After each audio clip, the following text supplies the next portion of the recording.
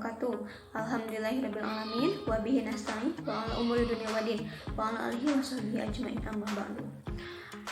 Puji dan syukur saya sampaikan kepada Allah Subhanahu wa Ta'ala karena telah memberikan kesehatan dan telah memberikan kemudahan sehingga saya dapat menyelesaikan tugas ini dengan baik. Saya di sini akan menyampaikan materi tentang pendidikan inklusif. Sebelumnya saya berterima kasih kepada Bapak dosen pendidikan inklusif yang terhormat Bapak Utomo MPD karena telah memberikan tugas yang sangat membangun ini. Semoga Bapak senantiasa diberikan kesehatan.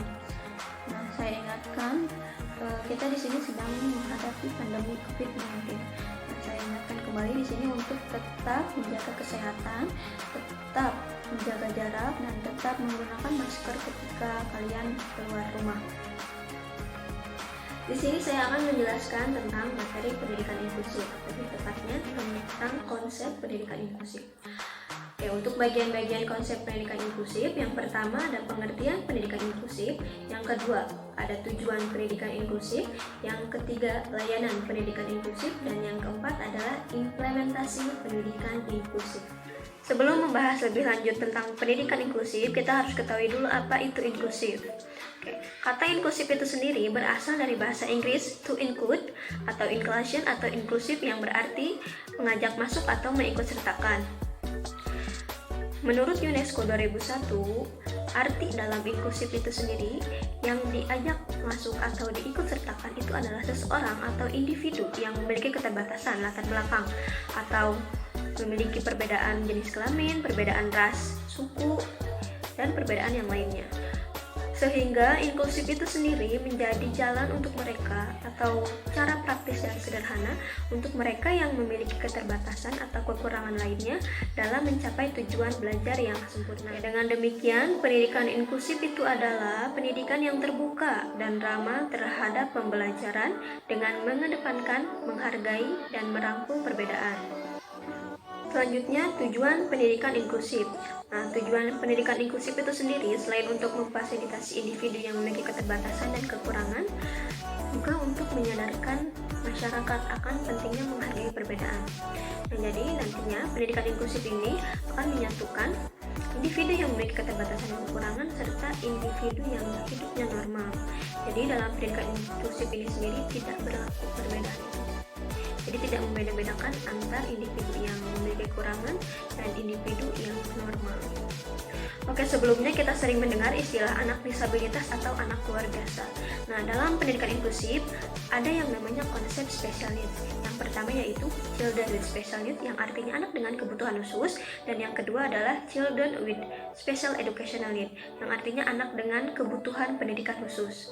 Nah, istilah tersebut tidak ditujukan untuk mengganti istilah anak disabilitas dan anak luar biasa, tetapi istilah tersebut juga ditujukan untuk memiliki pandangan yang luas dan positif terhadap keberagaman anak yang sangat banyak. Nah, untuk kebutuhan khusus itu sendiri adalah anak yang memiliki kebutuhan khusus dalam pendidikan.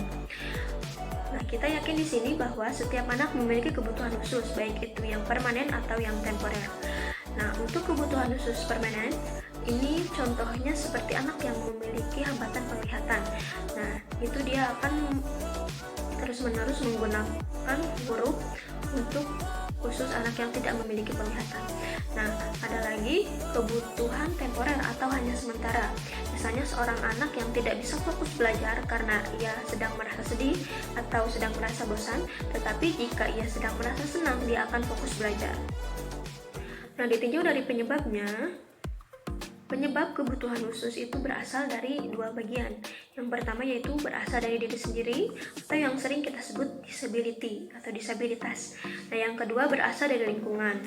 Nah, untuk lingkungan ini berarti berkebutuhan khususnya penyebabnya adalah situasi belajar yang tidak menyenangkan atau tidak sesuai dengan keinginan peserta didik tersebut, atau situasi belajar yang tidak nyaman atau tidak memungkinkan untuk diadakannya pembelajaran. Nah, di samping itu, kebutuhan khusus juga dibagi menjadi 3 bagian. Yang pertama adalah kebutuhan khusus umum, yang kedua kebutuhan khusus individual, dan yang ketiga adalah kebutuhan khusus kekecualian. Nah, untuk yang pertama, kebutuhan khusus umum. Nah, kebutuhan khusus ini dapat terjadi pada semua orang secara umum. Misalnya, jika seseorang sedang sakit, ia tidak bisa belajar.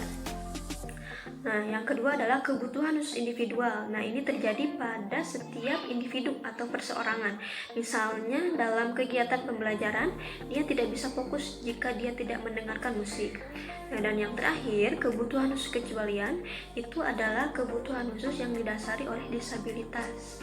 Misalnya, seperti anak yang memiliki hambatan pendengaran.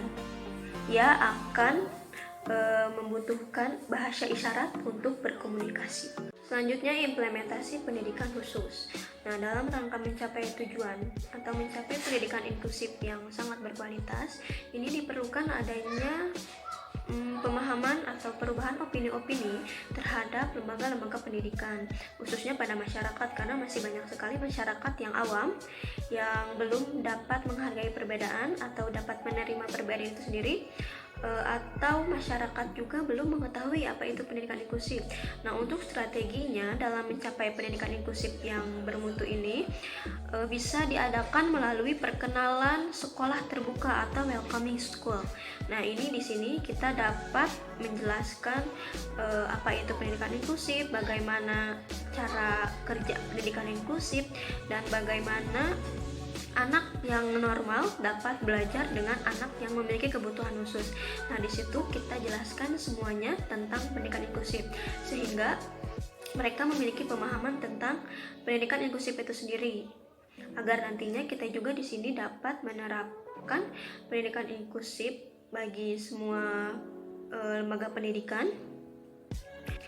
Nah, walaupun pada dasarnya nanti pasti akan terjadi keberagaman yang sangat tidak dapat dipungkiri tentunya, karena pasti banyak pemahaman-pemahaman yang melandasi mereka untuk tidak menerima pendidikan inklusif. Sedangkan di sini kita sebagai calon tenaga guru harus tetap mengadakan pendidikan inklusif. Karena apa? Karena setiap peserta didik, baik itu yang memiliki keterbatasan atau yang normal sekalipun, itu semuanya berhak mendapatkan pembelajaran yang layak, tidak membeda-bedakan satu sama lain. Untuk mencapai tujuan pendidikan inklusif, implementasinya dapat kita tanamkan pemahaman tentang pendidikan inklusif kepada lembaga-lembaga pendidikan seperti sekolah-sekolah atau kepala sekolah dan gurunya. Nah, yang terpenting adalah menanamkan pemahaman kepada masyarakat agar nantinya masyarakat di sekitar bisa menghargai perbedaan. Nah, nantinya kita dapat menjalankan kehidupan yang beragam meskipun didasari oleh perbedaan. Kita bisa berkomunikasi dengan seseorang yang memiliki keterbatasan dalam berbicara, kita bisa tetap menjalankan komunikasi dengan seseorang yang memiliki hambatan pendengaran, dan dapat membantu seseorang yang memiliki keterbatasan lainnya. Nah, karena apa? Karena di sini semua makhluk hidup itu berhak atas kehidupannya. Nah, tidak hanya berhak atas kehidupannya, makhluk hidup yang memiliki keterbatasan atau individu yang memiliki kekurangan itu semua berhak mendapatkan pendidikan yang layak, berhak mendapatkan pergaulan yang sama dengan orang normal lainnya, serta berhak mendapatkan pendidikan yang sama dengan anak sebayanya yang tidak memiliki kekurangan. Serta nantinya kita dapat memberikan semangat kepada seseorang yang memiliki kebutuhan khusus agar tetap semangat menjalani hidupnya. Nah, selanjutnya layanan pendidikan anak berkebutuhan khusus. Nah, layanan pendidikan ABK ini pelajaran yang dirancang atau pengajaran yang dirancang untuk merespon karakteristik anak berkebutuhan khusus yang tidak dapat diakomodasi oleh kurikulum sekolah standar. Nah, untuk layanan pendidikan ABK ini terbagi menjadi 3 bagian. Yang pertama adalah segregasi atau pendidikan terpisah. Nah, pendidikan terpisah ini contohnya seperti sekolah SLB. Ya, jadi semua peserta didiknya yaitu anak-anak yang memiliki kebutuhan khusus. Serta kurikulum yang digunakan juga adalah kurikulum khusus untuk SLB. Nah, yang kedua adalah integrasi atau pendidikan terpadu. Nah, pendidikan terpadu ini di dalamnya terdapat peserta didik berkebutuhan khusus atau disabilitas dengan syarat telah memenuhi persyaratan dari sekolah atau madrasah tersebut. Nah, kurikulumnya di sini menggunakan kurikulum yang sekolah buat. Nah, jadi nantinya peserta didik itu menyesuaikan dengan kurikulum yang dibuat oleh sekolah tersebut. Nah, yang ketiga adalah inklusif atau pendidikan inklusif. Tentu saja ini berlaku untuk semua peserta didik serta kurikulumnya menyesuaikan dengan kebutuhan masing-masing peserta didik. Nah, jika di sini kita bertanya, mengapa harus pendidikan inklusif? Mengapa pendidikan inklusif itu harus ada? Nah, di sini ada menurut Pusat Studi Pendidikan Inklusif di Inggris atau GSIE, yang memungkinkan adanya pendidikan inklusif itu ada 10. Yang pertama adalah semua anak mempunyai hak untuk belajar bersama. Yang kedua, anak-anak tidak harus diperlakukan diskriminatif dengan dipisahkan dari kelompok lain karena disabilitasannya. Yang ketiga, para penyandang disabilitas yang telah lolos dari pendidikan segregatif menuntut segera diakhirinya sistem segregatif karena itu sangat tidak sesuai dengan kebutuhannya atau sangat tidak sesuai dengan dirinya sendiri. Yang keempat adalah tidak ada alasan yang sah untuk memisahkan pendidikan bagi anak disabilitas karena setiap orang memiliki kekurangan dan kelebihan masing-masing. Dan yang kelima, banyak hasil penelitian menunjukkan bahwa prestasi akademik dan sosial anak disabilitas yang sekolah di sekolah integratif lebih baik daripada di sekolah umum. Berlanjut yang keenam, yaitu tidak ada pengajaran di sekolah segregatif yang tidak dapat dilaksanakan di sekolah umum. Yang ketujuh, dengan komitmen dan dukungan yang baik, pendidikan inklusif lebih efisien dalam penggunaan sumber belajar. Dan yang kedelapan, sistem segregatif dapat membuat anak menjadi banyak prasangka dan rasa cemas atau tidak nyaman. Karena apa? Karena kurikulum atau sesuatu yang ada dalam sekolah tersebut belum tentu sesuai dengan dirinya sekalipun ia sudah menyesuaikan. Nah, dan yang 9, semua anak memerlukan pendidikan yang membantu mereka berkembang untuk hidup dalam masyarakat yang normal. Nah, yang ke-10, hanya sistem inklusiflah yang berpotensi untuk mengurangi rasa kekhawatiran, membangun rasa persahabatan, dan saling menghargai dan memahami.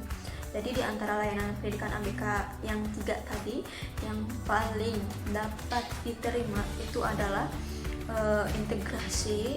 ITD-nya integrasi. Kalau integrasi berarti hanya siswa yang memiliki disabilitas yang ada di dalam sekolah itu. Nah, dan yang paling kita harapkan itu adalah pendidikan inklusif ya. Pendidikan inklusif itu berarti semuanya ada, dari anak-anak yang berbagai keberagaman anak-anak, mau itu anak-anak yang disabilitas, anak-anak yang memiliki kekurangan dalam hal-hal fisik atau dalam hal-hal kekurangan dalam hal syaraf.